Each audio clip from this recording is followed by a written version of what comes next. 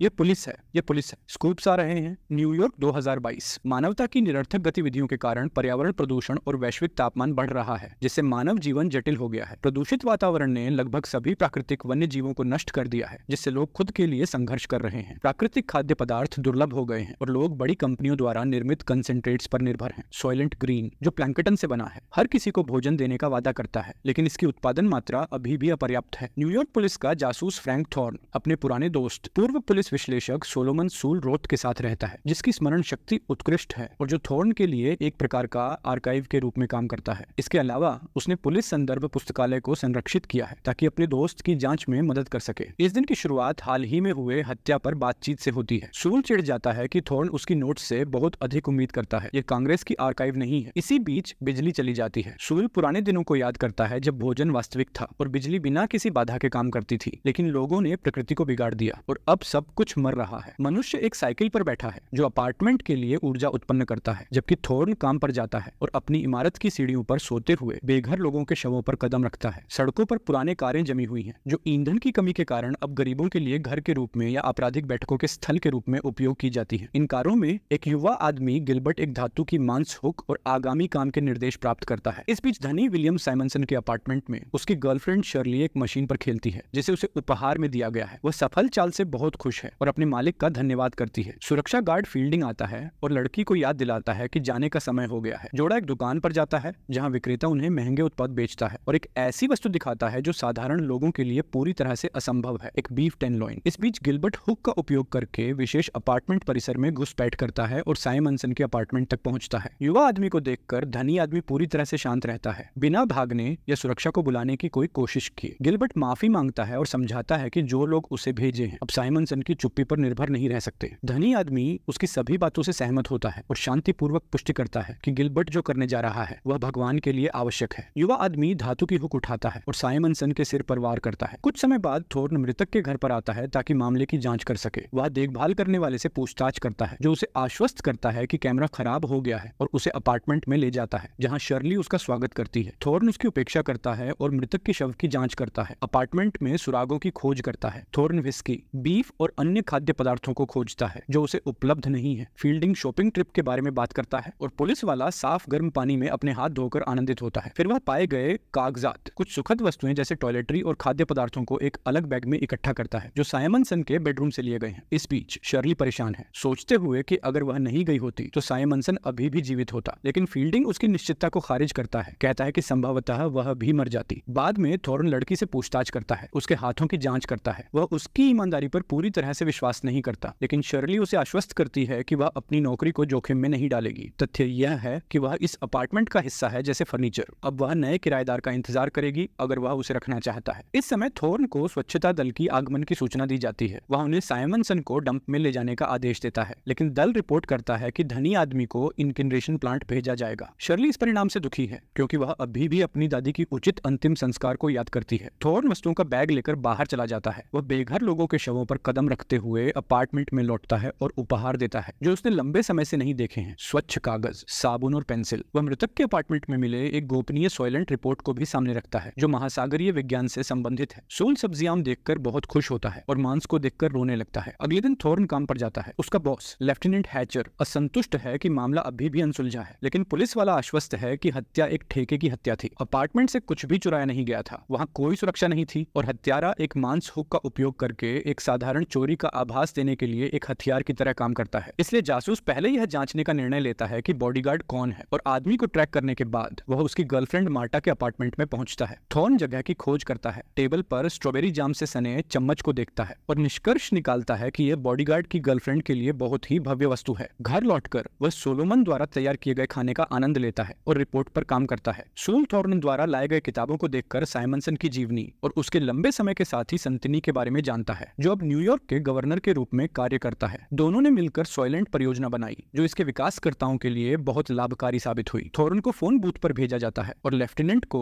उसकी जानकारी के बारे में सूचित करता है। अनजान की गिलबर्ट को मांस हुक देने वाला व्यक्ति अपने दफ्तर में है। इस बीच साइमनसन के अपार्टमेंट में एक पार्टी हो रही है जिसे शर्ली ने आयोजित किया है। थॉर्न आता है और अपने सवालों के जवाब मांगता है। शर्ली कुछ विशेष नहीं कह सकती क्योंकि साइमनसन ने उसे कोई बात नहीं बताई थी। हालांकि वह संतनी को जानती है जिसे साइमनसन ने उसे परिचित कराया था। वास्तव में साइमनसन हाल के महीनों में अजीब तरीके से व्यवहार कर रहा था, चिंतित और यहाँ तक कि चर्च भी जा रहा था। जोड़ा बेडरूम में वापस जाता है। जब बिल्डिंग मैनेजर हॉल में घुसता है, वह लड़कियों के साथ बहुत ही अशिष्ट तरीके से व्यवहार करता है और थॉर्न घोषणा करता है कि उसने उन्हें सवाल पूछने के लिए इकट्ठा किया है। मैनेजर को पीछे हटने के लिए मजबूर किया जाता है, लेकिन परेशान लड़कियां छोड़ देती हैं। शर्ली थॉर्न को रात बिताने, असली स्नान करने और नाश्ता करने के लिए आमंत्रित करती है। उसे अकेले रहना पसंद नहीं है और वह मर्द के साथ खुश है। थॉर्न निमंत्रण स्वीकार करता है। जोड़ा एक साथ शोवर करता है, साधारण मृत लोगों को उपलब्ध सुविधाओं का आनंद लेते हुए। बाद में थॉर्न उस चर्च का दौरा करता है जहां मृतक धनी आदमी गया था। पोर्च पर उसे एक मृत महिला मिलती है जिसकी हाथ में एक कक्षा बांधकर एक बच्चा है। यह देखकर कि माँ अब अपनी बेटी की देखभाल नहीं कर सकती, वह बच्चे को उठाकर चर्च में ले जाता है। लेकिन चर्च में लोगों की भारी भीड़ है जिनके पास कहीं और जाने की जगह नहीं है। थॉर्न पादरी को खोजता है जिसे साइमनसन ने कन्फेस किया था। थॉर्न पादरी से पूछताछ करने की कोशिश करता है, लेकिन पादरी बड़ी संख्या में बीमार और भूखे भक्तों से थक चुका है और केवल साइमनसन की कन्फेशन का तथ्य ही याद रखता है। लेकिन पुलिस वाले के दबाव में वह स्वीकार करता है कि सच उससे छुटकारा पाने के लिए बहुत भयानक है। थॉर्न लेफ्टिनेंट को लौटता है जो उसे सूचित करता है कि साइमनसन का मामला बंद कर दिया गया है क्योंकि यह एक साधारण चोरी का मामला है। लेफ्टिनेंट ने रिपोर्ट को फिर से लिखने के लिए कहा, लेकिन थॉर्न ऐसा करने से इनकार कर देता है। सब कुछ बहुत संदिग्ध लगता है। आदेश की अवहेलना करने के लिए हैचर थॉर्न को गश्त पर भेज देता है। उसी दिन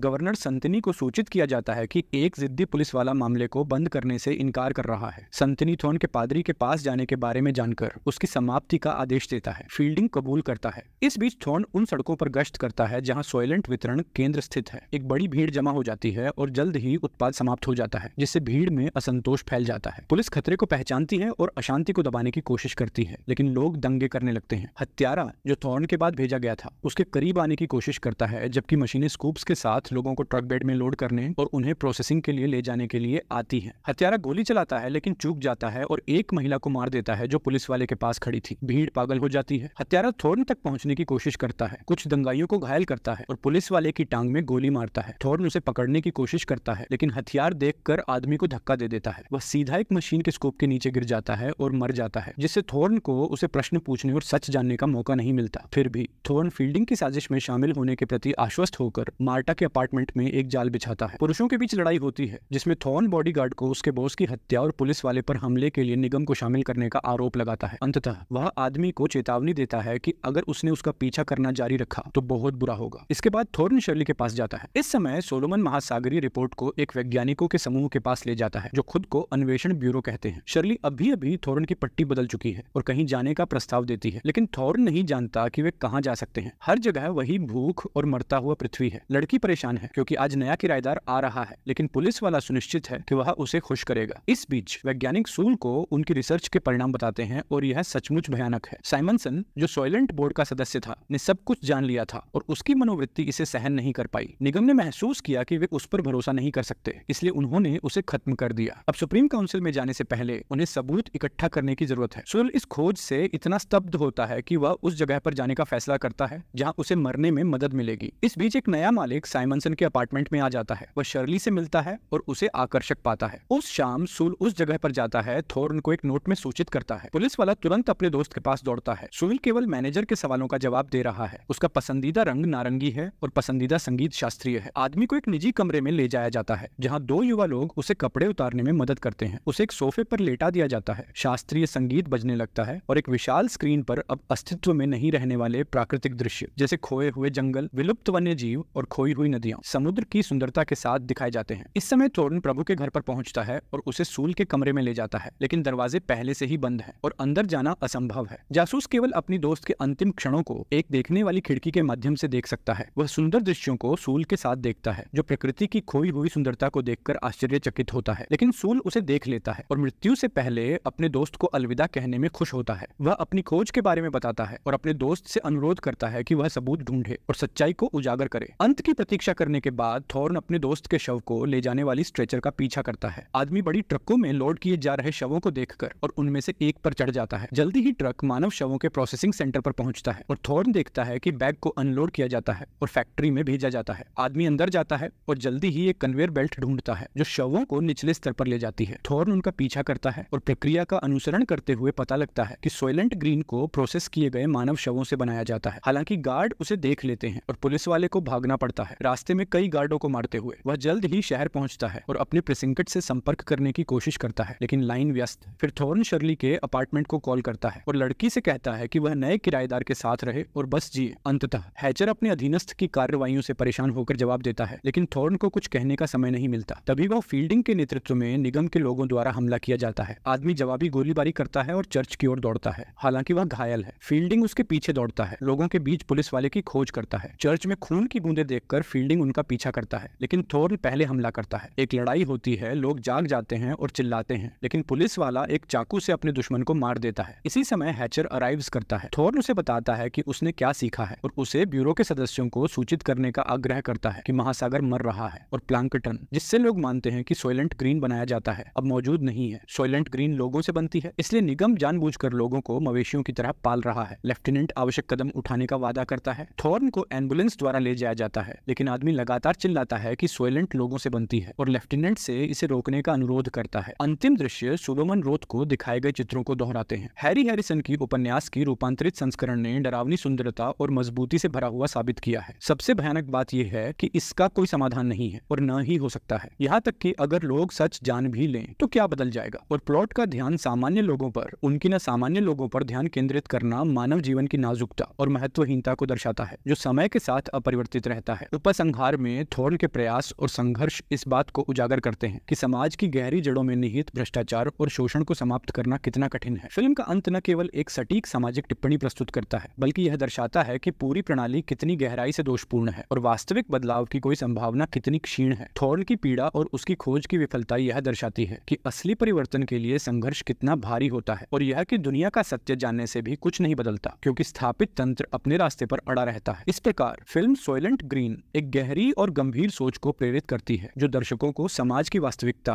और मानव जीवन की नाजुकता के बारे में सोचने पर मजबूर करती है।